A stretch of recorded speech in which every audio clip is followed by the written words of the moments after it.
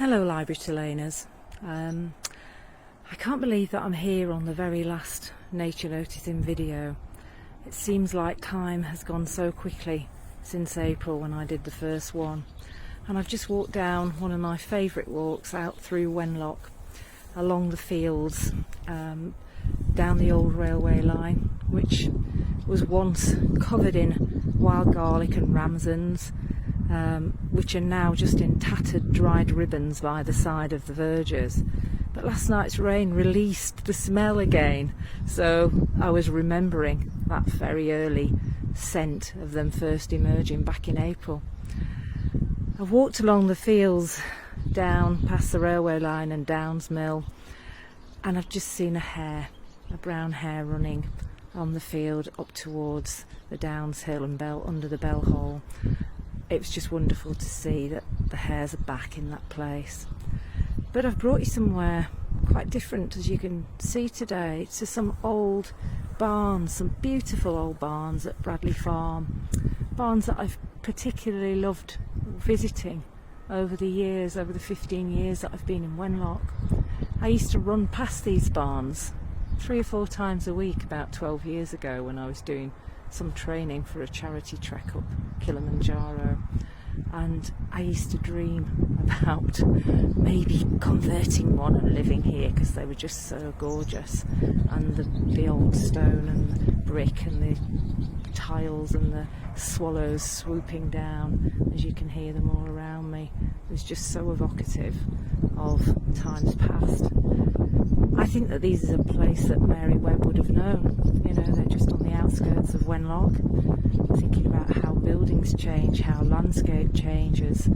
When I used to run past here, 10, 12, 15 years ago, there was a beautiful little spring here, and it was always the best place to see tadpoles. It's been diverted now due to the big equestrian centre behind, and so it's no longer there, but it still holds that memory for me of the tadpoles. And all around here, where the ground's been allowed to just naturalise, you've got great willow herb, which is particularly good for bees.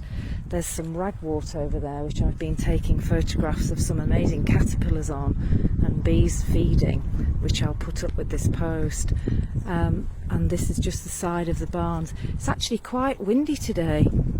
I've seen new fledged buzzards shrieking in the skies above.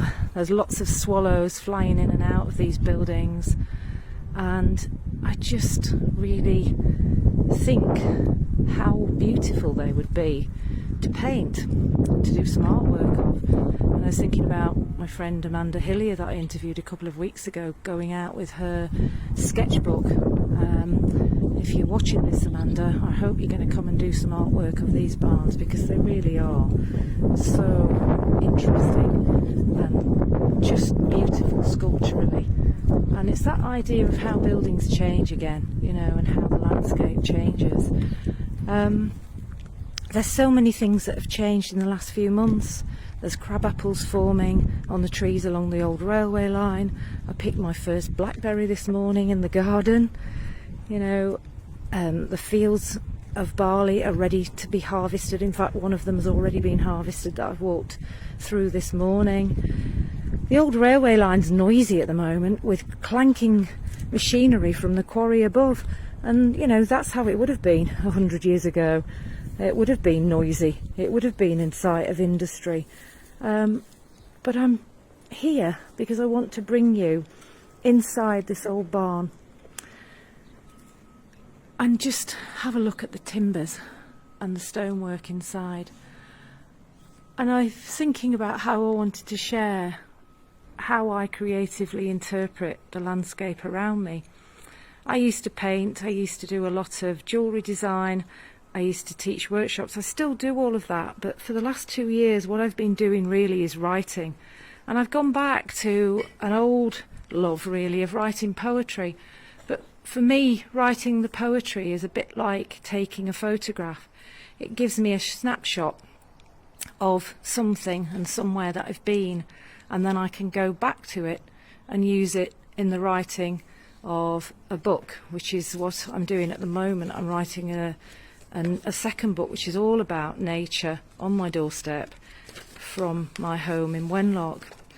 But this is a poem that I want to share with you that's actually something from a memory, not of Shropshire, not of this place, but of my childhood, of a place that I used to go that was very similar to the barn that I'm standing in now.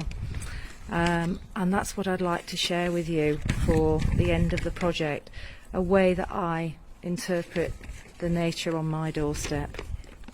And this is called There's a Place. There's a place I go to. I'll take you there if you promise to keep it a secret. Down the steep cinder hill, past the last houses on the estate, along the narrow lane now lined with blackberry bushes that prick my fingers and stain them deep purple with scrumpers dye in autumn. Past the harefield on the right, 1, 2, 3 black-tipped deers bobbing up out of the long grass, golden brown in the sun and dark and grey in the shade. There's a little stepping stones brook here too, where I always dare to jump. Do you? Past the blind serpentine peeping bend that slows my bike once I learn to ride it, even more than the steep hill or slippery ice. And then I'm here again, at the place where the old farm sits, in guarding position. The other girls are dutifully indoors, playing with dolls, and my mother thinks I'm at Kay's. Such a nice girl. But I'm here, on my own, entering the deserted barn, my own dare. Musty and stinky and shuffling with rats and goodness knows what. But I have to go and check, you see. Eyes adjusting to the dark now, careful where I tread, amongst the fallen roof timbers and stone rubble. I look down to see the signs and pick up the clue. I'm a good detective. A cylindrical pellet of fur and bones, a trail laid just for me, like gingerbread crumbs through the forest. And I look up into the rafters, find the central beam and chink and light, and there to the side, on the stone plinth, can you see? Ghost bird, Athena's bird, my football team's mascot, looking down at me again. Oh, those eyes. I must remember to breathe, but quiet. And I step on a twig with a snap, and out she goes in a rush of air. No sound on those silent wings. A stealth pilot, flying over the fields again, quartering as the leverets freeze in their scrapes. Radar searching for mice and voles and shrews. This barn is my place, mine and hers, and I dream that one day I will live here on this plot, between owl and hare, field and brook. I still go there often in my mind, all these years later, each time I see a barn owl, visiting the ruin that is now a luxury farm conversion, fancy sports car parked outside, walled and gated within, no opening, no plinth, no roosting spot. But I am there whenever I close my eyes. I recall the smell, the whiteness of feathers, the piercing but patient gaze, the movement of air as she skimmed the top of my head, watching, waiting, rewarded by the sight. In that forbidden, secret time, all to myself, to dream, as I dream now, of the world, of how it first was for me. So, there we have it, the end of the project. And I'd like to thank everybody that's watched the videos and commented and contributed and organised to put this whole thing together. It's been a real joy to be part of it, and I really hope that some more nature noticing and creative interpreting can go ahead, and that it's encouraged you to get out onto your doorstep, where you live, wherever that might be, and see what's going on in the world outside. do some nature noticing of your own, do some creative interpreting of your own. I know that you'll be rewarded by what you do, because it brings you to a closer connection with the outdoors and with nature around you. And if we do that, if we actually notice what's going on around us, notice the birds, the trees, the wildflowers, the animals, we start to care about them.